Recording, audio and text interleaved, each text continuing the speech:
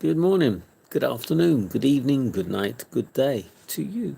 Just depending where you are in the world. I'm here live in the Lake District, which is Cumbria, north of England, doing our time devotion. The devotional is called Conflict and Courage. The title today, Even a Child.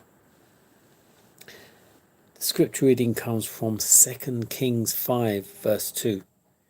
And the Syrians had gone out by companies and had brought away captive out of the land of Israel a little maid, and she waited on Naaman's wife.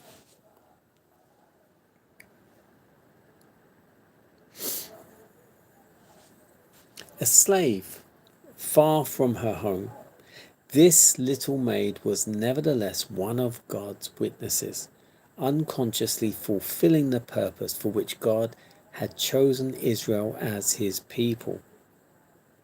As she ministered in that heathen home, her sympathies were aroused in behalf of her master, and remembering the wonderful miracles of healing wrought through Elisha, she said to her mistress, Would God my Lord were with the prophet that is in Samaria, for he would recover him of his leprosy. She knew that the power of heaven was with Elisha, and she believed that by this power Naaman could be healed. The conduct of the captive maid, the way that she bore herself in that heathen home, is a strong witness to the power of early home training. There's no higher trust than that committed to fathers and mothers in the care and training of their children.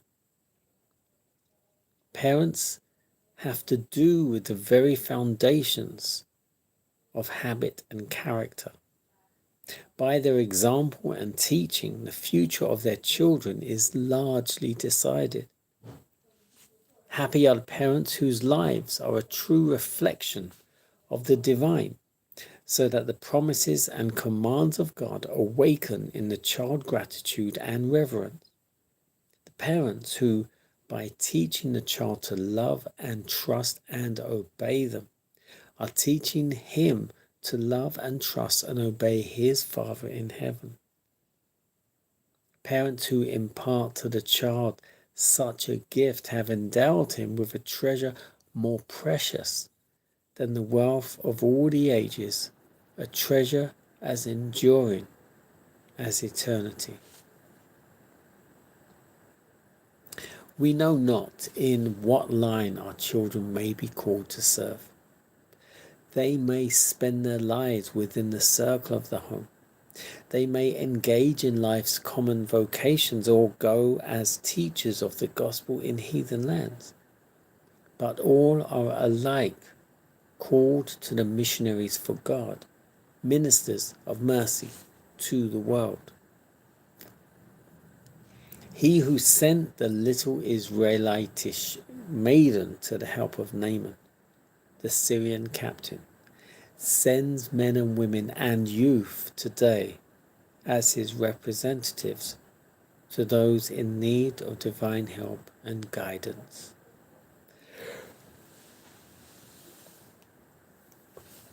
Excuse me.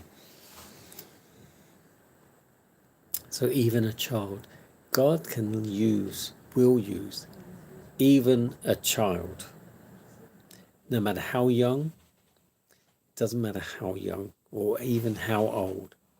Remember, he used Moses to go and rescue Israel at the age of 80, and used this young girl.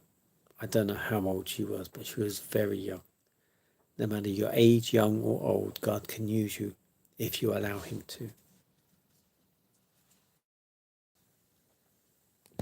All right, come in.